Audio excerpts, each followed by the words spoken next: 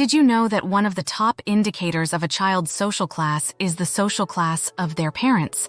Social mobility is at an all-time low in the U.S. Nearly half of the kids born into the lowest class will stay there for their entire lives, and only 4% will ever reach the highest class. These statistics really highlight exactly how important generational wealth is and how it impacts our lives. Here's what you can do right now to start build wealth that will last generations. Get out of debt. Debt destroys wealth. According to The Fool, over 16 million families in the U.S. have a negative net worth. That means they owe more in total than they have. These families can't pass anything on to their offspring other than debt. Digging out is the first big step towards building generational wealth. Many people use the snowball method, which means that they put all their extra money towards paying off the debt with the lowest balance first. That psychological win of paying something off really motivates them to keep it up.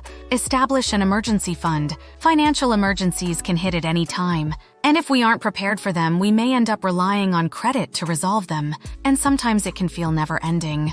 Another emergency hits before you've even dug out from the last one. An emergency fund can help. Having a cash reserve that's specifically there to help you solve emergencies can offer a ton of peace of mind and prevent you from taking on more debt. Although some financial experts recommend saving $1,000 for emergencies, you'll likely need more. I've hardly met an emergency that's less than $500, and most of them are $1,000 and beyond. Budget. How are you going to find money to put in your emergency fund? Well, you should start by making a budget if you don't already have one. When you start being more intentional with your money by keeping track of it and telling it where to go, other than the other way around, you'll find that you do actually have something to put in these accounts. But don't expect immediate results. Building a budget won't automatically put thousands of dollars in your emergency account. It will accumulate slowly, and that's okay. Building generational wealth is a long-haul game. Automate your savings. An easy way to start saving money is to automate your savings. I have money from every paycheck directly deposited into a variety of savings and investment accounts. This money is never seen and thus never accidentally included in my weekly spending money. Did you know that one of the top indicators of a child's social class is the social class of their parents? Social mobility is at an all-time low in the U.S. Nearly half of the kids born into the lowest class will stay there for their entire lives, and only 4% will ever reach the highest class. These statistics really highlight exactly how important generational wealth is and how it impacts our lives. Here's what you can do right now to start build wealth that will last generations. Cut spending. When you do your budget for the first time, you are going to have to make some difficult choices. In order to have extra money for the future and for wealth building, you're going to have to find ways to cut back. When it comes to cutting spending, it's about cutting out things that don't bring you real happiness. If going out to lunch every day is your 1/2 hour of sanity during your hectic work life, keep it. Don't make yourself even more miserable by brown bagging. But if you are just running to the local fast food joint, grabbing trash food to go and bringing it back to your desk, is that $10 you just spent really improving your life? Couldn't that be better spent saving and investing? Practice frugality. Being frugal isn't exactly the same as cutting your spending. It's all about finding great deals on things that you were going to buy anyway. Frugal doesn't have to mean don't spend money. Just be smart about the way you spend it. Invest for the future. Budgeting and saving money are only half the battle. The other, more important half is investing that money. Although keeping money in a savings account or under the mattress is safe, it won't do you any good. With interest rates at historical lows, inflation will eat away at any of your savings. Investing is the best way to bridge that gap and build personal wealth. Your investment plan should include diversified assets, such as Vanguard's Total Market Fund. This index fund invests in the stock market as a whole, so it gives you instant diversification. It's also not actively managed, which helps keep the fees incredibly low. I'm not affiliated with Vanguard in any way other than having an account with them, and you should do your research before making any commitment. Invest in yourself. Investing isn't limited to hedge funds and IRAs. Investing also includes investing in yourself. Take classes for personal development, like a cooking class or an antique class. Find groups to join in your local area of groups that share common interests. Get a gym membership and invest in your health. Focus on taking care of yourself. These things will lead you to a longer, healthier life and minimize the amount of time that you will need full-time care. Increase your income. Sometimes budgeting and saving money just aren't enough. Sometimes there isn't anything left to cut, and there are still bills to pay. And sometimes you just want to be able to save and invest more. In all of these situations, increasing your income is the way to go. You can do this by either increasing your skills at work and winning that promotion, or by starting a side hustle. Recognize assets versus liabilities. Recognizing the difference between assets and liabilities is not always easy. Unfortunately, financial education in the US is lacking, and we sometimes think things will be worth money that never are. I'm looking at you, beanie babies. Identifying financial assets and using them to create individual wealth is a key component to building generational wealth. Some examples of assets include stocks, mutual funds, gold, precious metal, and real estate. Some examples of liabilities include cars, clothing, most trendy collectibles, and most of the stuff you buy at the store. Spend more money on assets than on liabilities. Estate planning. The last component of building generational wealth is one that we don't really like to talk about. Planning for our eventual departure from this world is uncomfortable, but it's important to ensure that our family wealth stays in the family and goes to our heirs in the way we want it to. Talk to a financial advisor about your estate plan. Ultra-high net worth individuals may want to set up trusts for any of their beneficiaries to ensure that all the money is being allocated correctly. Even those with few assets will benefit from ensuring that they have the basics covered. That includes reviewing your life insurance policy, creating and notarizing a will, and discussing any tax implications with an accountant. Don't rely on inheritance. Most of our parents' money will go to long-term care, reverse mortgages, and other end-of-life care needs. Here's why millennials won't see a penny of boomer wealth. Use the triangle method to achieve your goals. Should you save, invest, or pay off debt? Gurus have tons of different answers, but the triangle method works for everyone. Save money on basic living expenses. Did you know that one of the top indicators of a child's social class is the social class of their parents? Social mobility is at an all-time low in the US. Nearly half of the kids born into the lowest class will stay there for their entire lives, and only 4% will ever reach the highest class. These statistics really highlight exactly how important generational wealth is and how it impacts our lives. Here's what you can do right now to start build wealth that will last generations. You have to live, but it doesn't have to cost a fortune. Reduce your monthly expenses. Life is expensive, costing normal people about $506,000 per year on average. This lofty figure doesn't even include taxes, healthcare, or childcare. With the average cost of living skyrocketing, it's more essential now than ever before to save money on living expenses. How to save money on living expenses. Saving money on living expenses isn't as easy as the gurus would have you believe. Many of the tips offered are unrealistic for those already struggling. While renting out a bedroom on Airbnb can increase your income and help you afford life, most people don't actually have extra bedrooms to spare, and those who do may not want to share their precious space with strangers. Another widely touted tip asks us to skip our morning coffee. While making coffee at home does save money, the paltry few dollars typically won't make or break an income. A delicious coffee drink is often the only thing people look forward to each day, so who are we to take that one treat away? There are far more realistic ways to save money on living expenses. Saving money on bills. Living expenses include all the things we need for a happy, healthy life. They include things like housing, utilities, insurance, transportation, and food, but don't include fun extras like travel and hobbies. Let's dive into how you can save more money on the essential aspects of life. Cut costs on essential utilities. We can't escape the need to control our home's temperatures. We also need water, electricity, and internet. Finding ways to cut costs on these essential services is crucial to reducing your overall spending. Summer air and winter heat.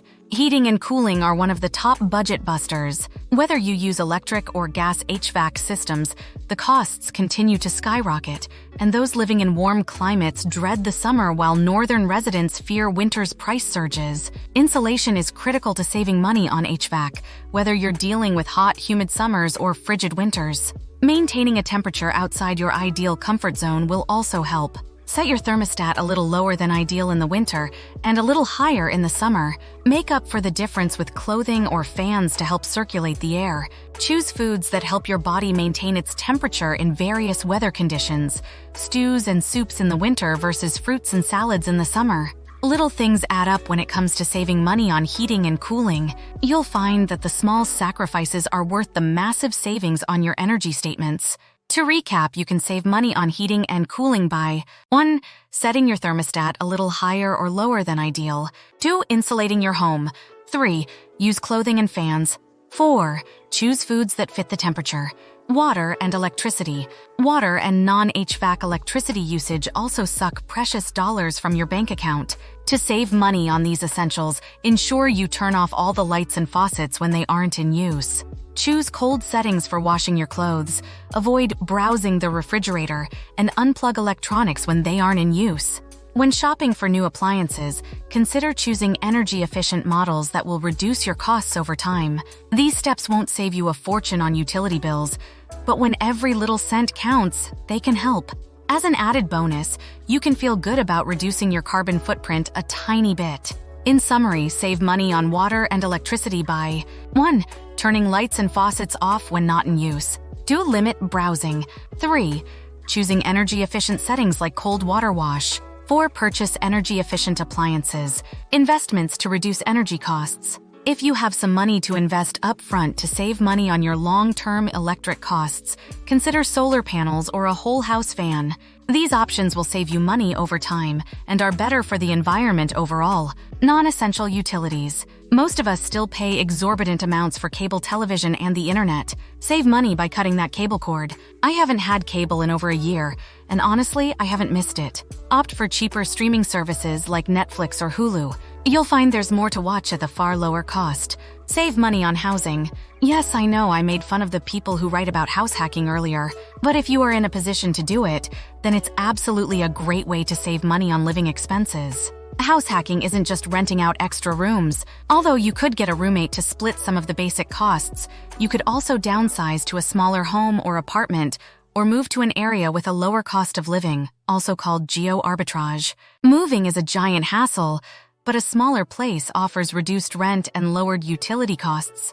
Not everyone is in a position where they can just move, and sometimes finding cheaper rent is a struggle even if you were. But it needs to be noted that house hacking in some form is one of the best ways to save money on living expenses if it's realistic for your current situation. A lot of younger people are turning to alternatives for reduced housing costs. Van life, tiny homes, and communal living are all soaring in popularity due to the rising cost of housing. These are options to explore if you can't afford a home in your area. The best ways to save money on overall housing costs are 1. Downsizing. 2. Living with a roommate. 3. Renting space on Airbnb or geo-arbitrage. 5. Alternative living options. We all have to eat.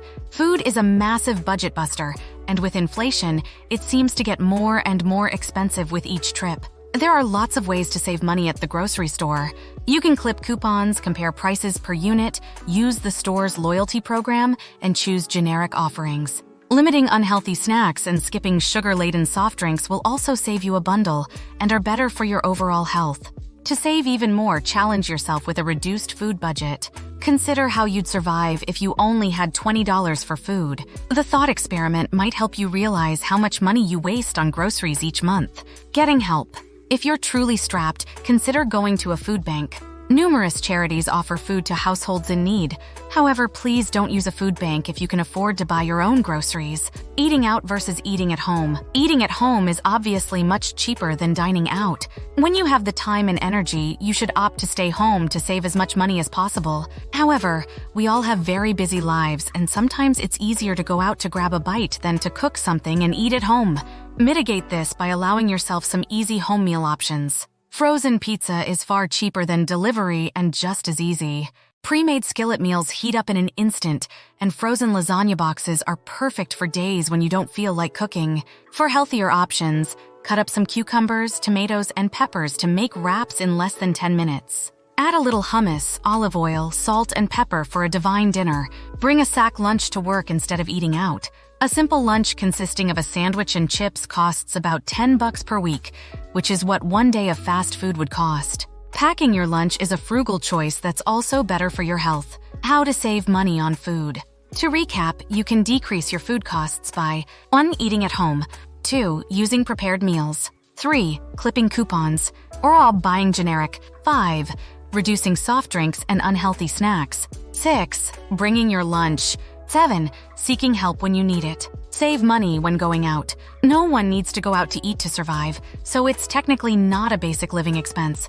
However, sometimes we're too tired to cook, and grabbing a bite elsewhere is the only option for feeding ourselves. Unfortunately, enjoying a night out costs a lot of money. A great trip for reducing the costs of dining out is to forego their beverage options and stick to water. Although many places offer free refills, the initial cost constantly creeps up. Most restaurants charge $2–3 for a soft drink, which adds up when you have a large group or go out often. Alcohol is one of the biggest budget busters. Servers ask if they can get you anything from the bar for a reason. The restaurant makes big bucks off your drink. You're better off grabbing a six-pack on your way home. Portion sizes in the US are usually far too big for one sitting, so you likely don't need to add an appetizer and dessert. If you insist on an appetizer, consider it in place of a full meal or splitting a main dish with your partner. Saving money while getting around. Transportation is a must in this day and age. Most people in the US rely on cars to get around, as public transportation options are sparse outside of big cities. A lower car payment. The new national average car payment soared above $700 at the end of 2022. With cars getting more and more expensive and financiers extending the terms of loans for longer and longer, it's getting hard to get by without a hefty car payment. But there are some things that you can do. Cars decline in value the second they leave the lot, so opting for a used car is a great way to save money. However, good deals are getting harder and harder to come by, with the monthly payment for used cars reaching over $500 a month on average. Keep that old car.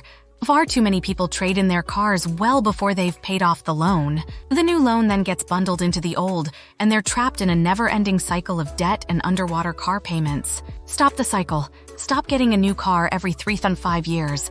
Take care of your vehicle and keep it for as long as possible. I've had my current vehicle since 2012, and it's been paid off for about 5 years. I love it, and I'm going to take care of it and drive it until it can't drive anymore. There's no need to get a new car when my current car is in excellent condition. Saving money on unnecessary evil insurance rates. Insurance is a necessity in this world, and it's the one thing we all pay for while hoping we never have to use it. Homeowners insurance, car insurance, and health insurance make up the bulk of our insurance expenditures, and there's not a lot we can do to reduce costs. The only options are shopping around for better rates and tweaking your coverage amounts. If you have a hefty emergency fund, you may want to increase your deductible for monthly savings, but if you can't cover a $1,000 emergency, it might be better to pay a higher monthly premium for that peace of mind. Saving money on living essential. Basic living expenses take up the bulk of our budgets, so it's crucial that we make efforts to cut costs on them however we can. Not everyone can implement all these options, but most people can find 1 or 2 ways to save. With rampant inflation, every little bit helps. Thank you so much for watching this video. We appreciate your continued support and look forward to serving you with more exciting videos in the future. We hope it has been helpful in understanding the world of passive income. Don't forget to hit that subscribe button, like, and comment below and turn on your notifications so you never miss a video from Passive Income Journey 777.